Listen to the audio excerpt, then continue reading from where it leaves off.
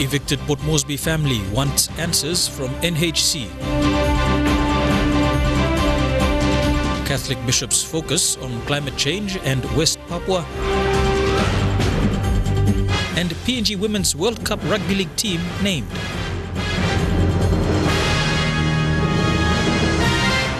This is National EMTV News with Miriba Tulo. A very good evening. Thank you for joining us for Tuesday's news.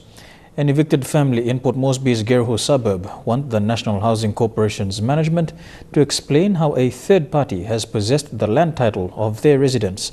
Family spokesperson Margaret Hereha told MTV News they will not leave the property until NHC authorities provide an explanation.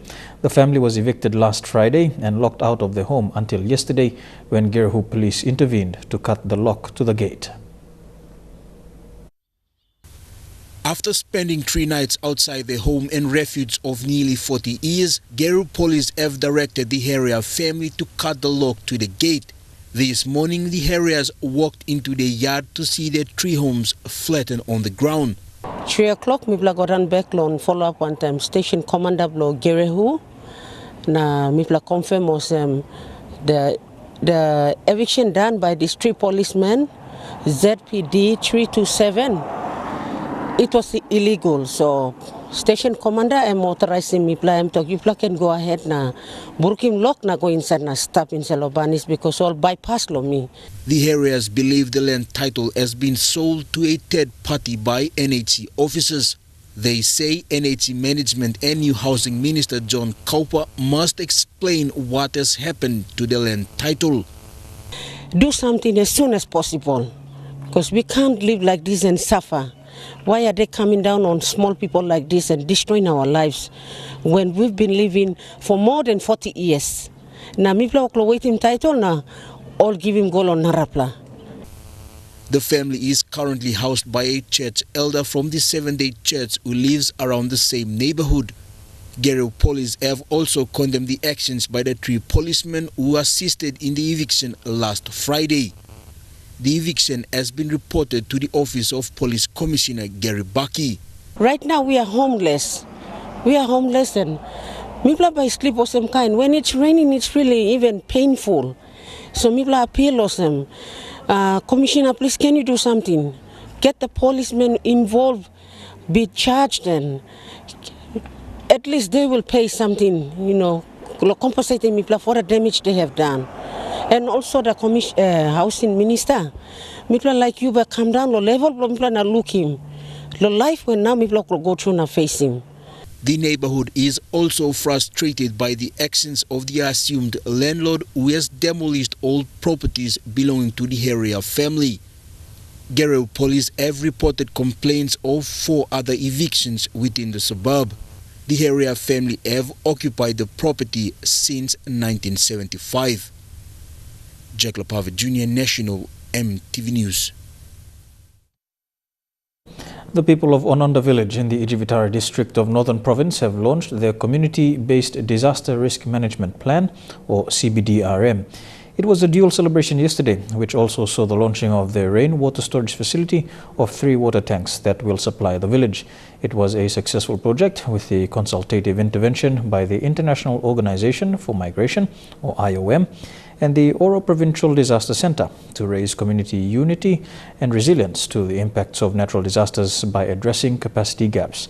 The plan was made to address existing problems in the community, one of which is access to clean water. Climate change and West Papua are high on the agenda at the Executive Committee meeting of the Federation of Catholic Bishops Conference of Oceania in Auckland, New Zealand. The bishops have called on members of Parliament and government authorities to have a particular duty and is to promote long-term economic and social development and to be vigilant in guarding against any attempts by international businesses to exploit common resources. Fabian Hakalitz reports. This pictures, courtesy of the New Zealand Catholic Bishops' Conference, shows the Executive Committee of the Federation of the Catholic Bishops' Conference of Oceania, currently meeting in Auckland, New Zealand. They come from Papua New Guinea, Australia, Solomon Islands, New Zealand and CEPAC, the rest of the Pacific. Papua New Guinea's Cardinal His Eminence Sir John Ribat is also attending with other bishops, has urged on the care for the sea and support the indigenous people of West Papua. As bishops of the Pacific, they said a common ocean is teeming with life and goodness. For many, the sea is the treasured source of nutrition, sustenance and livelihood. The bishops were heartened to learn of the systematic and coordinated opposition to seabed mining, which turns the ocean floor into a stage of exploitative destruction of ocean habitats. The bishops say that the interest in the blue economy is to uphold models of development which respect the fundamental importance of sustainability and looks way beyond any perceived short-term economic windfall. While they applaud government, community and private initiatives to develop water ecotourism and sustainable sea fishing, they want to look at the common good and thus advocate for an integrated approach to development where local customary practices are respected and communities are assisted to grow employment opportunities. The bishops believe the livelihood and cultural integrity of the people of West Papua should be cared for to uphold and strengthen local institutions of democracy may be overlooked. They have echoed a call for quality education in West Papua, for fair and transparent access to jobs, training programs and employment, for respect of land titles, and for clear boundaries between the role of defense and police forces and the role of commerce. The large majority of indigenous people of West Papua seek peace, and the various dialogue groups advocating and witnessing to peaceful coexistence and a source of hope for all. Meanwhile, the plenary assembly will be held in Port Moresby on April next year under the theme Care for a Common Home of Oceania, a Sea of Possibilities. Fabian Haklitz, National EMTV News. Madang Governor Peter Yama is adamant on providing much-needed services that are lacking in Madang province. The newly elected governor said he would be working closely with government departments and stakeholders to clean up Madang. He made these remarks after being sworn in as the provincial member-elect at the Madang Provincial Administration today. At 10 o'clock today, the general public turned up at the Madang Provincial Assembly chamber to witness the swearing-in ceremony of Governor Peter Yama. Also present were business representatives, LLG presidents, senior magistrate and other senior government officials. The senior magistrate presided over Mr. Yama's swearing-in. Then he was given 5 minutes to make a statement. Swearing must take place today in order to meet Meanwhile, the Madang governor was the only member for Madang who was sworn in today. The other 6 open electorate members were absent during the ceremony. LLG presidents also took the opportunity to challenge the newly elected governor to work alongside them in order to bring government services into each community.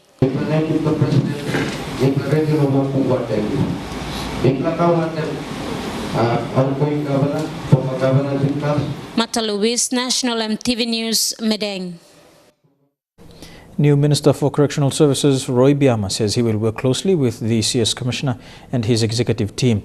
He also assured them that there won't be any changes in management. The minister highlighted community corrective centres, rural lockup rollout, rehabilitation and agriculture in correctional institutions and wants to see these activities gain prominence during his term. CS Commissioner Michael Waipo also pledged to work closely with the new minister.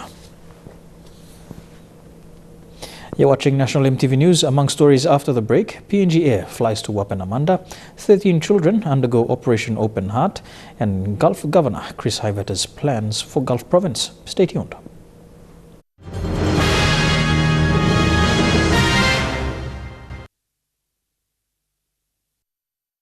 Welcome back to National EMTV News. Airline operator PNG Air has extended its air services into Wapenamanda in Enga Province. Wapenamanda now increases PNG Air's operating ports to 24 in the domestic market. The airline plans to continue expanding services to other ports within the country. Airline company PNG Air is looking at new heights and is to improve its domestic air services and customer service products. Yesterday's commencement of flight services into Wapenamanda Airport in Enga Province has opened another market. Chief Commercial Officer Paul Abbott was pleased with the initiative to extend air services into another domestic route. This was an initiative that the airline took off our own bat to extend services to Wapenamanda. We'll be operating Dash 8 services initially into Wapenamanda 3 times a week, Monday, Wednesdays and Fridays, with scheduled passenger services. It was just a natural extension to our network. There's very few places that we don't serve at the moment in Papua New Guinea. Anga Governor Sir Peter Epathas welcomed PNG Air's move, saying there are now more options available to the people of Anga wishing to travel to other centres around PNG. PNG Air is happy to work closely with Governor Epathas and the people of Anga to sustain this service. And that was always on the drawing board for an extension of services, so we're very pleased to be able to operate there now. And I'm sure we'll get great support from the people of the Anga province in terms of our services and allow the network to connect, or allowing them to connect into other parts of. Yesterday, PNG Air also commenced their chartered air services for Newcrest Mining to Cairns, Australia. So we started them this week, and they're going very well at this stage, and we're just very pleased to be able to extend our relationship with Newcrest for the long term. Meanwhile, work on the scheduled passenger services from PNG to Jayapura, Indonesia is well on track. But we're reactivating those meetings now, and we're pretty confident that there's not too many roadblocks left in the way to stop us commencing services between Papua New Guinea and Jayapura. Fabian Hakelitz, National EMTV News. Hundreds of heart patients, mainly children, have benefited from the Operation Open Heart program over the last 24 years. Focus in the past was more on performing surgeries, but this year they aim to train local doctors and nurses to perform the surgeries. 13 children have successfully undergone surgery in the Operation Open Heart within the past week. Operation Open Heart has been carried out in the country for more than 20 years. Heart patients have benefited from this life-saving operation of volunteer specialists from Australia working in partnership with locals. There have been successful operations over the years. However, not enough local medical staff are part of the team of doctors and nurses. POMGEN leading heart specialist cardiothoracic surgeon Dr. Noah Tapawa said the new aim is to cut down on surgeries and focus more on training local medical staff.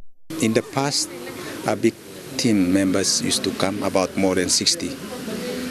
We have kind of strategized to focus more on training now. In the past, it used to be mainly for service. The annual medical event is supported by corporate sponsors who have been assisting them in more ways than one.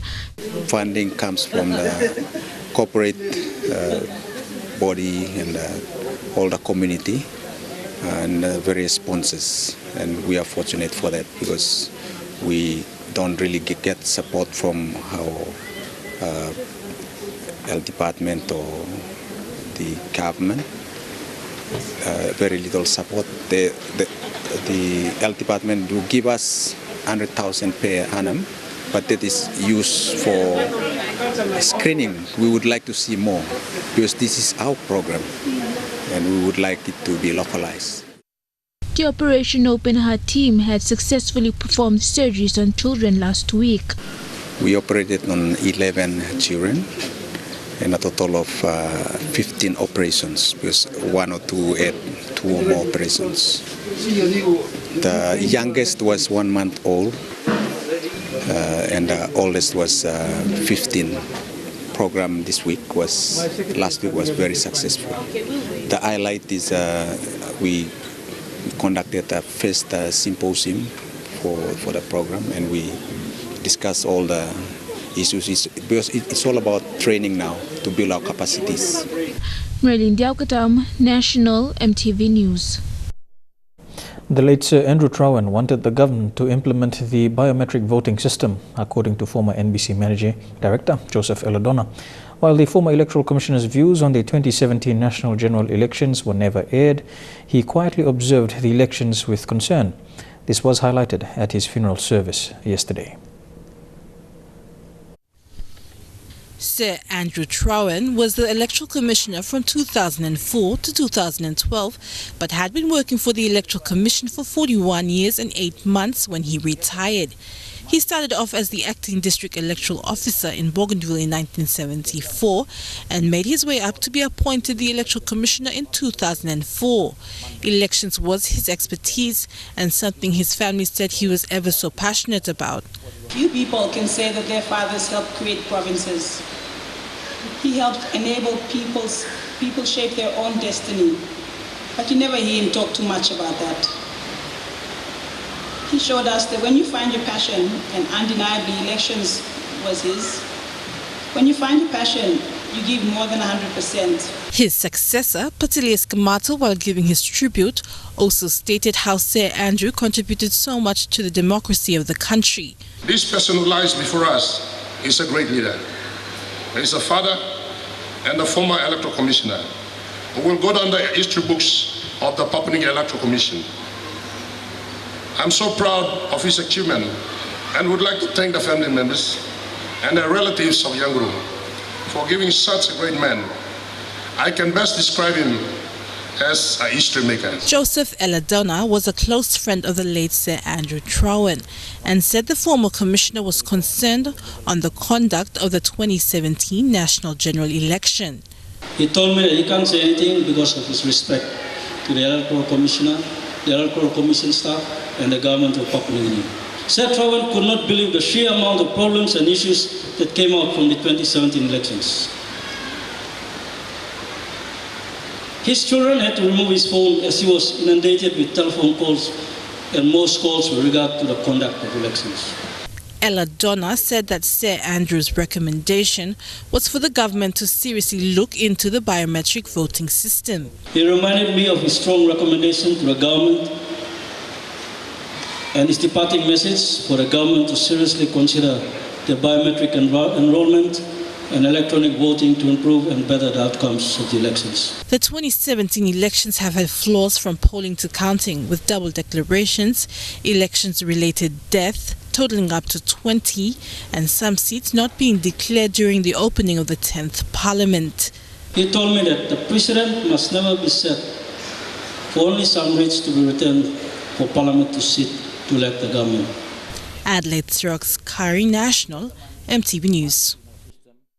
Newly appointed Bougainville Affairs Minister Simon Dumarino says the 10th National Parliament is important for the autonomous region of Bougainville because it will play a decisive role in the region's future political status.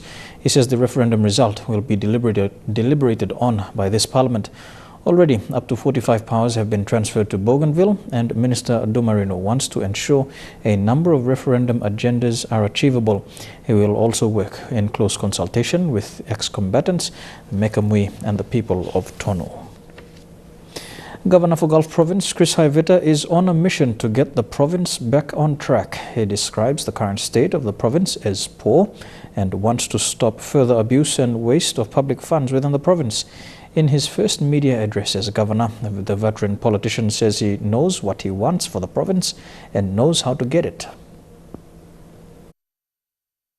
Governor Haiveta says his move to PNC was deliberate to ensure his plans for the province come to fruition. It's sad to say that my province really has deteriorated in everything. From processes and procedures of government at the provincial level, at the LG level, a total lack of leadership and a total lack of transparency at all levels, resulting in major failures.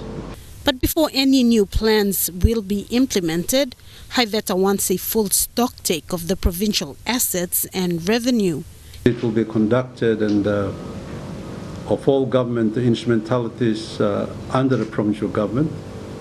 A full audit will be conducted from the department right through to the statutory bodies that we are in charge of, and appropriate action will be taken to make sure that we have a clean slate before implementing any new decisions of my government. But he says the province has been suffering from a lack of transparency and leadership, and his first order of business was to appoint the Gulf Provincial Cabinet. Parliament, National Parliament rises. We will go down and have our first assembly meeting on the 28th to the 29th, at which we will all be sworn in, and all the other appointments that I'm going to mention, plus a few more, everyone will go in and take their oaths of office and loyalty.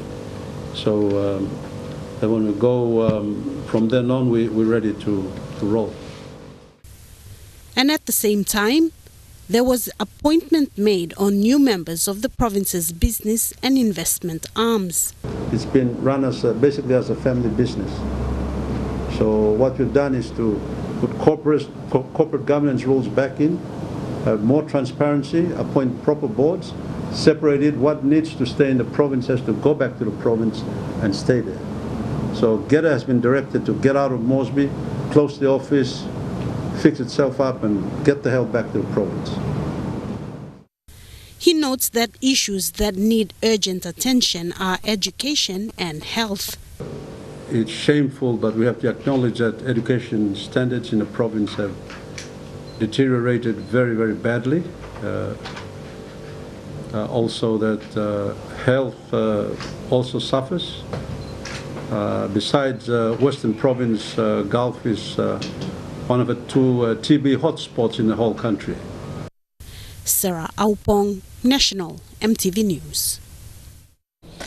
Gulf Governor Chris Iveta says he supports the stance that there will be no pipeline out of Gulf Province. This is with regards to the Papua LNG project. While the governor says he has not had an official meeting with Total yet as the developer, he will support the stance that the people of Gulf Province have raised.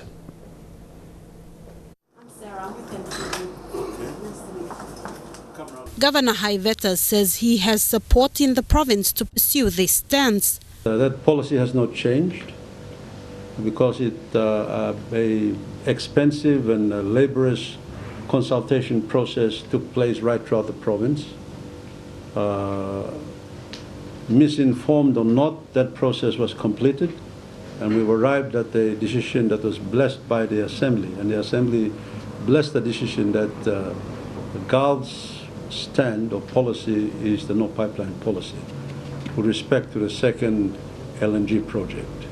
He said while he has been invited to speak with Total, he will not meet with them until he has been fully briefed on the matter. I've written officially to them asking for 23 things to be provided to me so that I can inform myself before I go for any presentation. Governor Iveta says the province has had previous experience in resource projects and doesn't want to repeat past mistakes. If we cannot learn to get the benefits that are due to us from the first LNG project, then we have not learned our lesson. We cannot be talking about another LNG project if we have not fully benefited and we have not gone out to develop policies to fully grab the opportunities of the first LNG project. So my priority personally is to look at where we have missed out. Where we have missed out in Kutubu, where we have missed out in Gobe, where we are missing out in the PNG LNG project. He said decisions around the Papua LNG need to be made very soon, and the province will be working towards those deadlines. Sarah Aupong, National EMTV News. And now a look at the finance news. The kina closed unchanged at $0.3145 in the interbank market.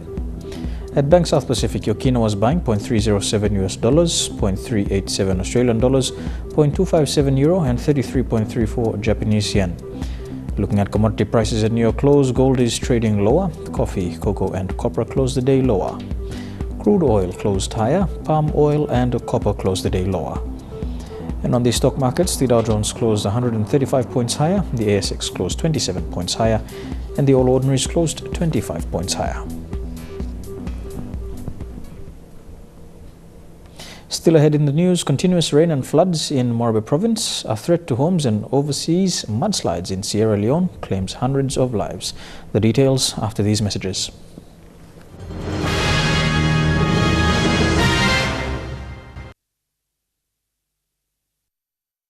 Welcome back to National EMTV News. Houses along the Bumbu River in Leh face the threat of being washed away if the rains persist.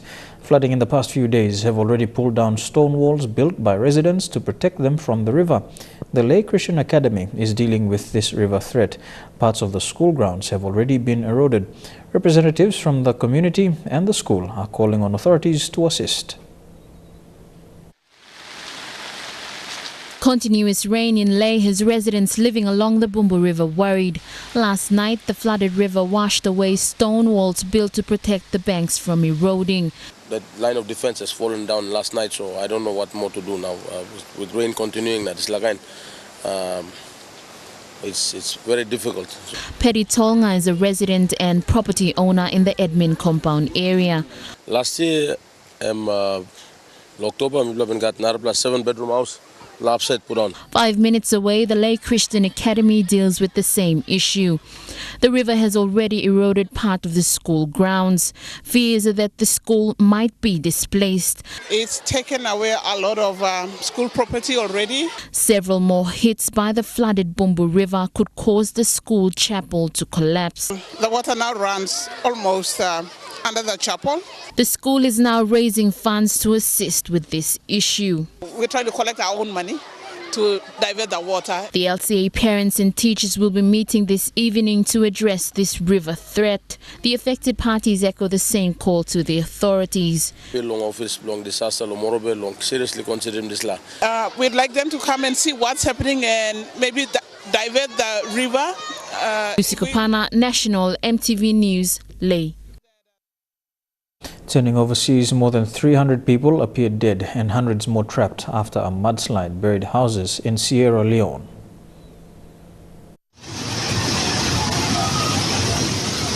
Snatched video on a mobile phone shows a torrent of mud and water carrying away everything in its path. This driver risked his life on a bridge all but overwhelmed by the flash floods.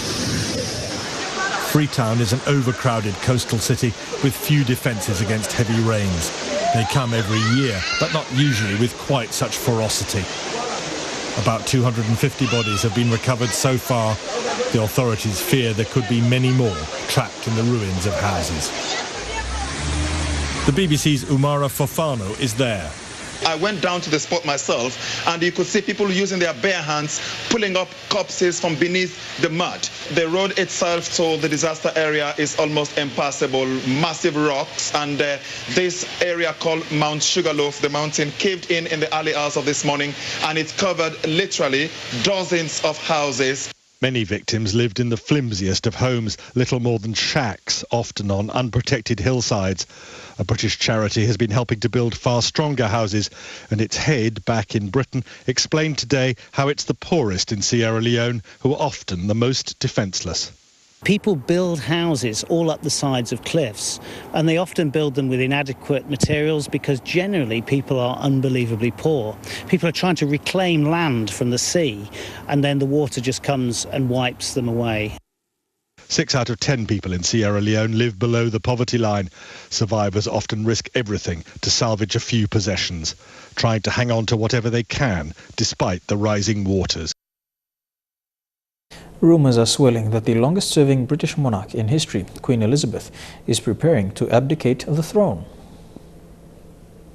Lenderton Green for a Sunday service at Balmoral, the Queen joined by her children at her Scottish summer residence. Among them Prince Charles, whom the tabloids claim is set to become king in a royal retirement plan that involves the Queen abdicating in less than 4 years. Palace sources claim the 91-year-old has said if she's still on the throne at 95, she'll request special legislation called the Regency Act, allowing her son to reign while she's still alive. alive. It's an unprecedented move in the House of Windsor, but then again, there's never been a 91-year-old Queen. Conversations might have been taking place, but that's different to saying it will actually happen. At 96, Prince Philip bowed out of official duties last month, and gradually Charles has been taking on more work.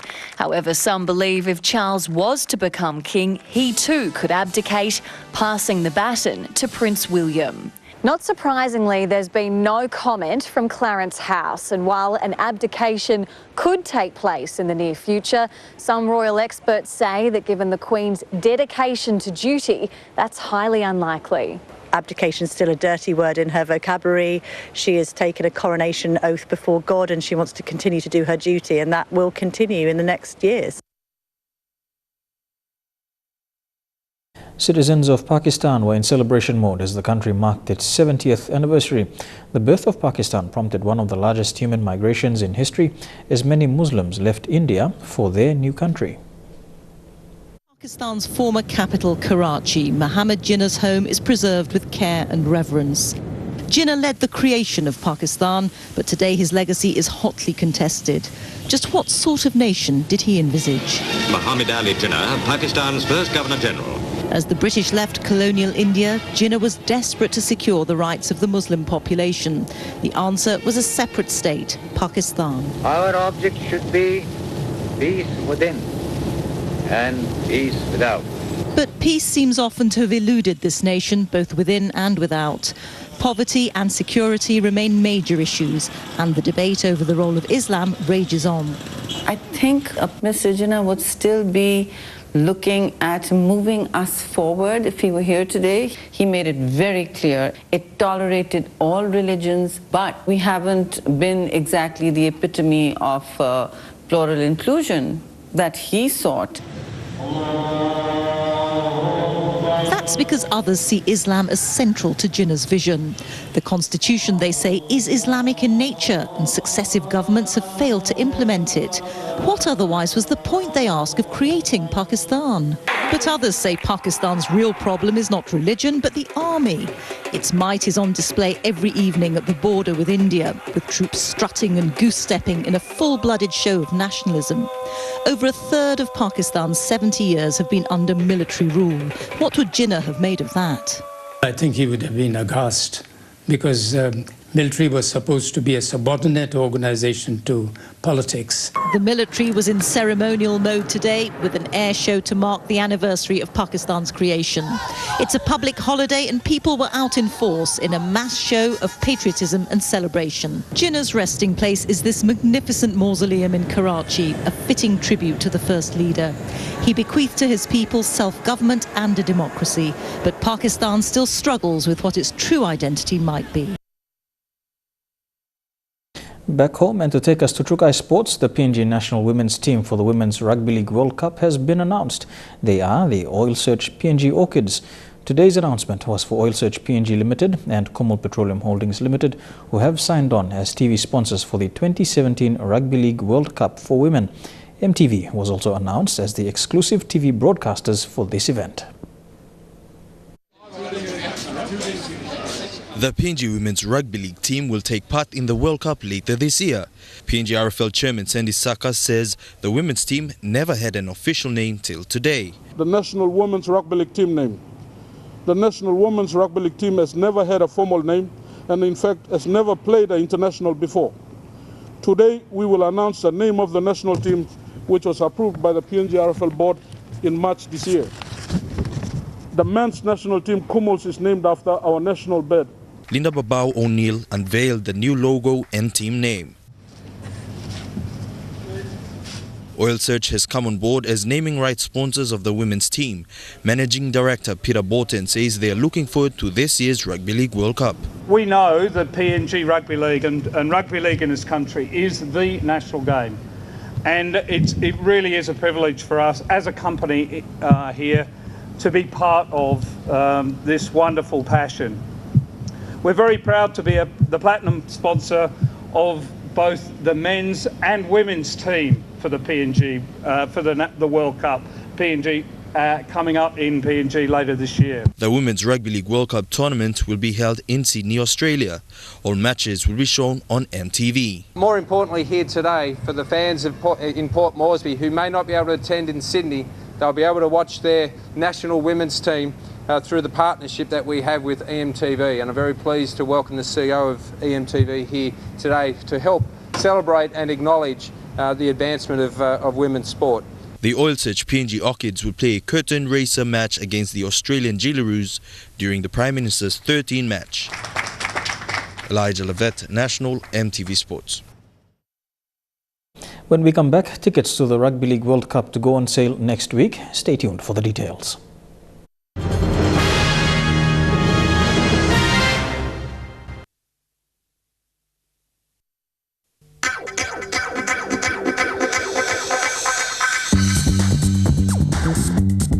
Trukai Sports.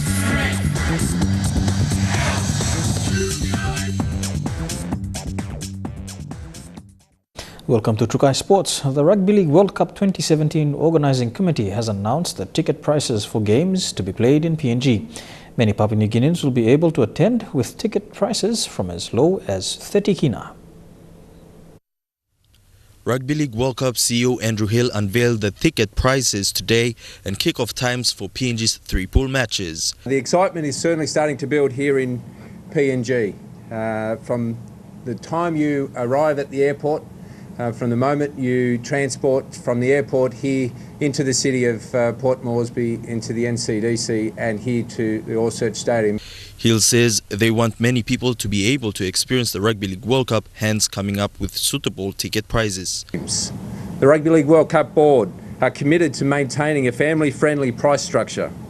This will be a Rugby League World Cup that entertains the world, inspires the community and will celebrate rugby league. Tickets start going on sale on the 24th of August here in Port Moresby. Tickets can also be bought online at the Rugby League World Cup website. Pleased to announce that individual tickets for the 3 games in 2017 to be played out of Oil Search National Football Stadium will start from 30 kina. 30 kina seats will be found in the northern and southern grandstands of the Oil Search National Football Stadium. The eastern grandstand will be 50 kina. 80 kina seats will be found in the western wings of the western grandstand, and 120 kina was the highest price for seats in the covered grandstands. And NRL stars coming back to play during the tournament, and we suggest to all fans out there with a capacity of 15,000 here at Oil Search National Football Stadium to get in quick and purchase your tickets, not to be disappointed. Kumul's coach Michael Marum says they are privileged to play their three-pool matches here in the country. Kumul's will be out there representing the whole nation. I think there's 7 million of us, so it will be great for the fans, especially in Port Moresby, to go out there and once the ticket sales are out there, go on sale, purchase a ticket and come along and support us. As partners of the Rugby League World Cup 2017, PNG will host their three-pool matches right here at the Oil Search National Football Stadium. The Kumuls will play their first match against Wales on the 28th of October at 3 p.m. They play their second match against Ireland on the 5th of November at 4 p.m. and the last match against USA on the 12th of November at 3 p.m. If you're not able to make it here into the stadium, you can catch all the action on your number one station, EMTV. Elijah Lavette, National EMTV Sports. James Aguero has shocked the Rugby League fraternity in PNG while campaigning for a place in the Kumuls lineup for the upcoming World Cup. The Cronulla Sharks hooker pledged publicly 2 years ago not to represent Papua New Guinea. It seems he now has a change of heart.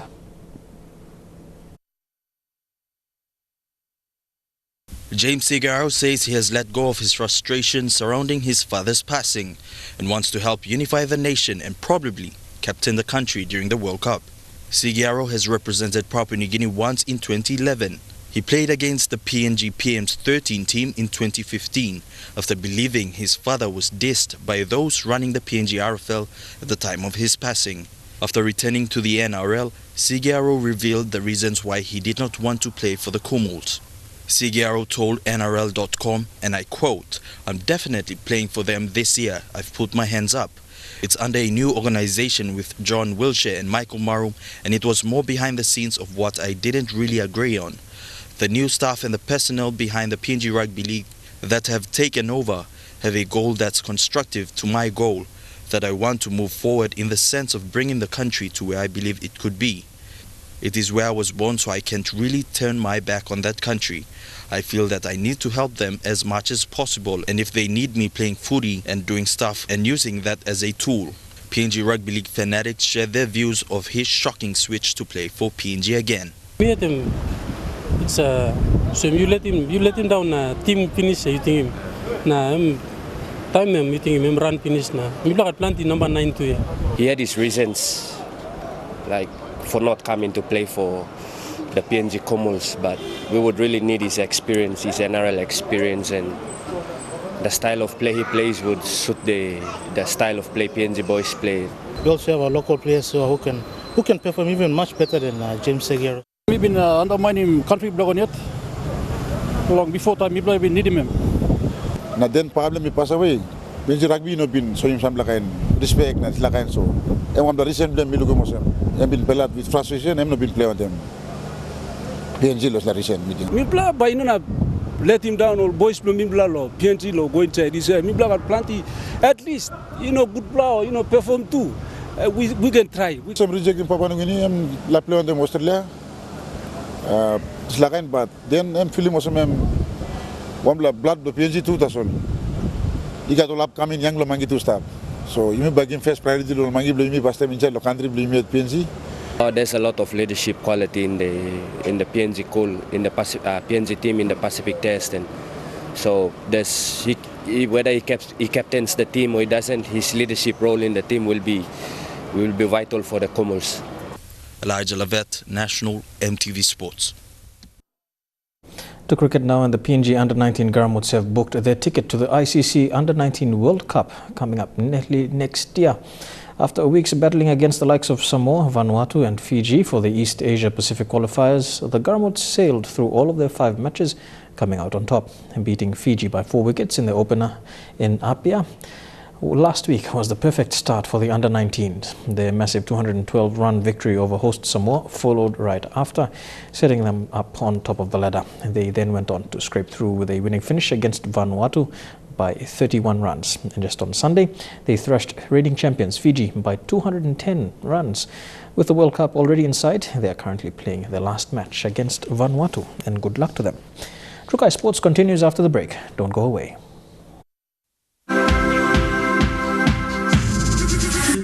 Trukai Sports. Welcome to Trukai Sports. Quickly adapting to fast-paced footy, player pathways into club championships in Queensland and Victoria have proven to be strong for PNG players to jump into contracts with local AFL clubs in Australia. Mosquitoes head coach David Lake says PNG players have really stood up in their game, and the results have spoken, where players are now living and participating in local Australian footy competitions. With 40,000 participants in both player pathways and AFL development programs in PNG, AFL PNG has made it their responsibility to bring up locally produced talents in the country that are now in demand and recognized in both Queensland and Victoria championships. The current PNG Mosquitoes participating in the International Cup title 2017 has 7 to 8 overseas-based players who came through the AFL PNG Player Pathway program to find themselves playing for respective clubs in both Queensland and Victoria. PNG Mosquitoes head coach David Lake says if clubs in Australia can take top players in PNG and sign them into their club, it will not only boost the level of the players but also raise the profile of the club. Victorian clubs, there's more of them, they're more financially stable, so there's great opportunities for the boys. I think the footy community is bigger, so when it comes to finding a place for the boys to live, being able to get a visa that allows them to work, to be paid a few dollars to play football, a good level of football, and to integrate into the footy club community, I think that would be good for all our boys, and I think it's something we should explore a lot more heavily, and particularly in the Eastern Footy League, which Montrose is a part of, and they've shown a genuine care to try and get boys into their club, but also into other clubs in their competition, so that we could have a real PNG presence in the Eastern Footy League. Lake says watching the young Mosquitoes play hard and the skills displayed will certainly boost and create an appetite for clubs in search of the best players possible. Assistant coach Daryl White says while the demand is there, players coming through the Player Pathway program at this stage are lucky, especially at a time where clubs in Australia are in search of skilled players. Now, when we played at Montrose, there was a lot of blokes saying, especially the other side, Blackburn, saying they could take five or six of those blokes, and I was pretty much saying, well, get out the checkbook and let's do the right thing by these boys, get them over, and they could help them out in ways where I think it's been hard for a lot of the ones like even JJ and them coming across them early years with their visas and that. I think these blokes can go about it the right way and do it and get them in the country. So, because obviously when they've come across and played footy, they can't get jobs and that because of their visas, and they've got to get cash money, and no one likes to do that anymore. You've got to have ABM, you've got to have a tax file number. He says if clubs can provide financial support to the players, not only will it help them financially, but also support their families back home. AFL PNG is slowly but surely reaching the remote areas of PNG in getting local communities and schools involved in their development and player pathway programs. Godwin Eki, National, EMTV Sports. And that ends True Kai Sports. We'll have for you the weather details when we come back. Kai Sports.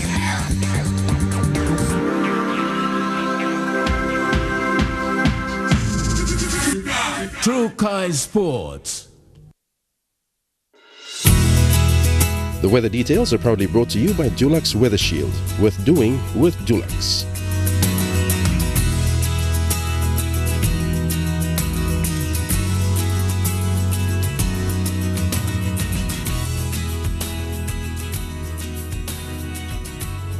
A quick look at the weather for the next 24 hours in the southern region. Fine, becoming cloudy for Port Moresby, Daru, Kerma and Alota. Cloudy with some showers for Popondetta.